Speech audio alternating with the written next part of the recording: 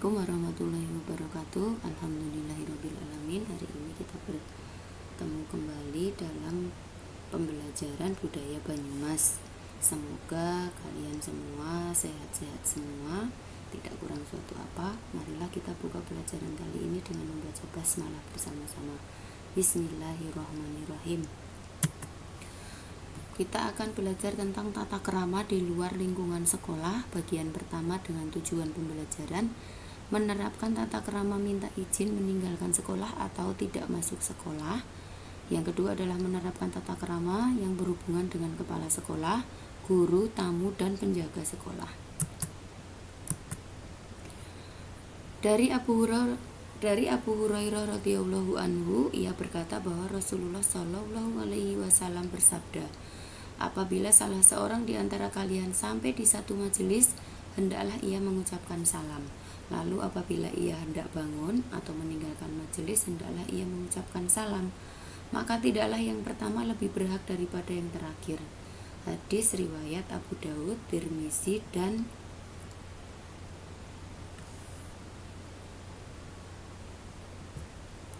Ahmad. Ya. Majelis kalian saat ini adalah majelis belajar secara daring. Jadi kalian berada di satu majelis ustadzah di sekolah, kalian di rumah belajar bersama ayah dan ibu kalian, atau belajar bersama dengan adik, dengan kakak di rumah. Hadis yang kedua adalah dari Abu Musa al-Asy'ari radhiyallahu anhu. Ia berkata, meminta izin 3 kali. Meminta izin itu 3 kali, maka jika diizinkan engkau boleh masuk, dan jika tidak maka kembalilah. Riwayat muttafaqun alaih. Nanti berarti ketika dalam pembelajaran di rumah, kalian meminta izinnya adalah kepada ayah atau ibu kalian. Dan jika tidak diizinkan maka kembalilah. Yang pertama adalah kita membahas tata krama minta izin meninggalkan sekolah atau tidak masuk sekolah. Keluar kelas sebentar. Apa yang harus dilakukan? 1. Meminta izin kepada ustadz atau ustadzah dengan jelas, sopan, jujur, dan ramah. Yang kedua, keluar kelas setelah mendapatkan izin. Jadi kalau tidak mendapatkan izin, kalian tidak boleh masuk. Tidak boleh keluar maksud ustadzah. Yang ketiga, tidak menyalahgunakan izin. Keempat, segera kembali ke kelas setelah keperluannya selesai. Jadi tidak ada mampir ke sana dulu atau mampir kemana dulu. Yang kelima adalah setelah masuk ke kelas segera memberitahu atau melaporkan diri kepada ustadz atau ustadzah.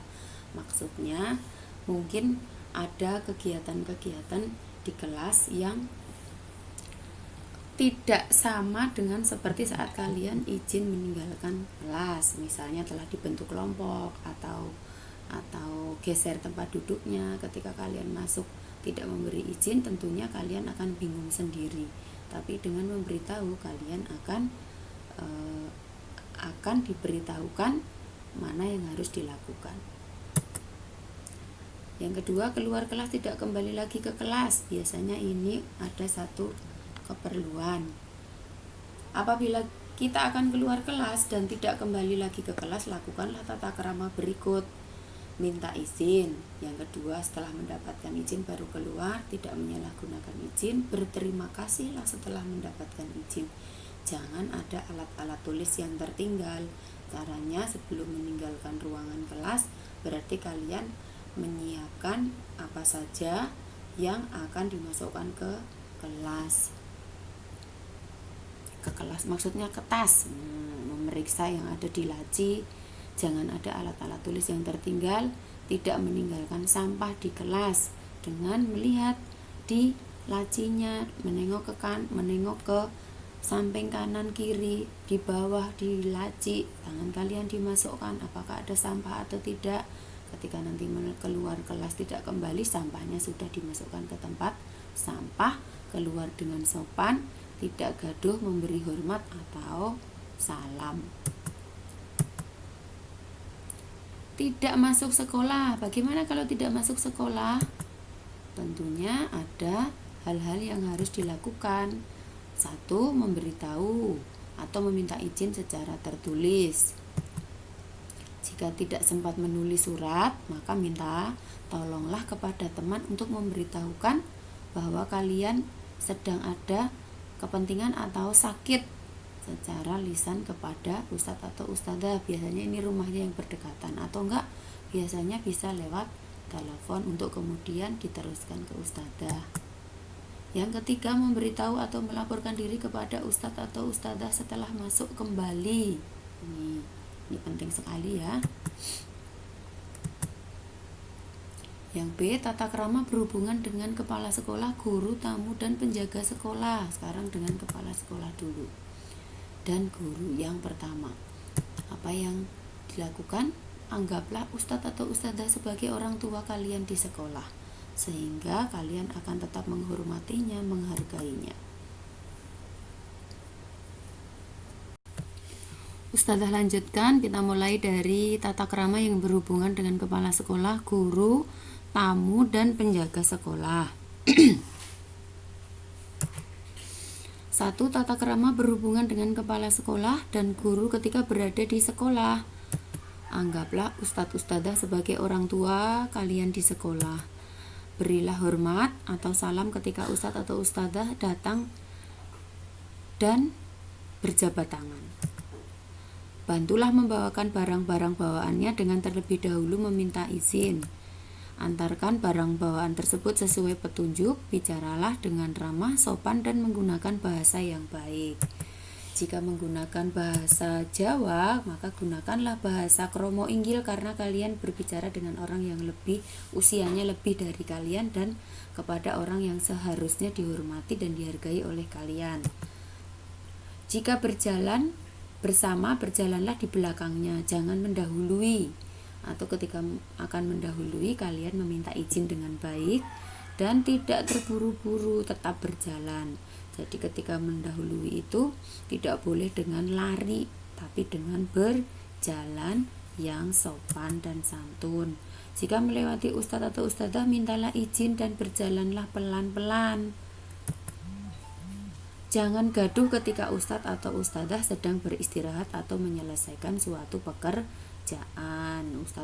Ustadz ustadzah juga seperti kalian, ada kalanya capek ketika sudah mengajar dan sebagainya. Nah, ketika sedang beristirahat atau sedang menyelesaikan suatu pekerjaan, kalian bermain sendiri, tidak membuat gaduh suasana di kelas. Tunjukkan sikap penuh perhatian dan tidak memotong pembicaraannya jika diajak berbicara oleh ustadz atau ustadzah. Di sini ketika dimintai penjelasan dan sebagainya, bersikaplah untuk lebih sopan, menghargai bahwa yang sedang mengajak bicara adalah ustadz atau ustadzah. Jenguklah jika ustadz atau ustadzah sedang sakit. Sama saja, ini adalah kewajiban seorang muslim yang satu kepada muslim yang lain. Jika ustadz atau ustadzahnya sakit, kalian boleh menjenguknya, baik bersama teman-teman atau bersama orang tua kalian, atau mungkin yang paling kecil adalah kalian mendoakan jika ustadz atau ustadzahnya sedang sakit. Yang kedua, tata krama terhadap tamu sekolah. Terhadap tamu sekolah, bagaimana sebaiknya kita bersikap? 1. Memberi hormat ketika tamu itu datang. Jawablah dengan jujur, sopan, dan jelas pertanyaan-pertanyaan yang diajukan tamu. Bantulah setiap tamu sebaik-baiknya. Antarkan tamu itu ke tempat yang diperlukan. Berilah jalan jika tamu melewati kerumunan siswa. Kita memperlakukan tamu sebagai seorang tamu adalah raja, jadi kalian harus menghormatinya dengan baik. Tidak berkata yang tidak baik atau bersikap yang arogan, itu tidak boleh. Kalian bersikap sebagai tuan rumah yang menghargai siapapun tamu sekolah yang datang ke sekolah kalian. Menghormati setiap tamu sebagaimana menghormati ustadz atau ustadzah. Lalu tata krama yang berhubungan dengan penjaga sekolah. Penjaga sekolah di sini mungkin bukan hanya menjaga sekolah, tapi bertugas sebagai penjaga kebersihan yang ada di sekolah. Yang harus kalian lakukan adalah menghormati mereka sebagaimana menghormati ustadz atau ustadzah. Karena keberadaan mereka juga untuk memperlancar kegiatan di sekolah. Tidak meremehkan penjaga, tidak suka menyuruh penjaga, tidak merepotkan penjaga seperti merusak tanaman, mencoret-coret tembok, dan lain-lain. Atau ketika kalian akan meminta tolong, bicaralah dengan sopan, didahului dengan kata minta tolong. Tentu di saat mereka tidak sedang ada pekerjaan. Nah, di akhir slide ini kalian nanti membaca dengan seksama. Ada tugas untuk kalian, tuliskan apa saja tata krama yang dilakukan Salma saat meminta izin untuk pulang lebih awal. Silakan dibaca dulu.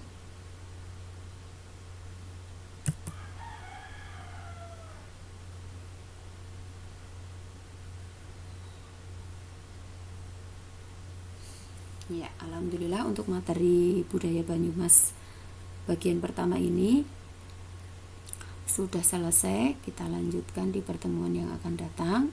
Semoga kita dijadikan untuk mempunyai akhlak dan sopan santun yang lebih baik daripada kemarin-kemarin. Sudah akhiri pelajaran kali ini dengan membaca hamdalah. Alhamdulillahirabbil alamin, subhanaka Allahumma wa bihamdika asyhadu an la ilaha illa anta wa billahi taufik astaghfirullah wa atubu ilaik. Wa billahi taufik wa hidayah. Wassalamualaikum warahmatullahi wabarakatuh.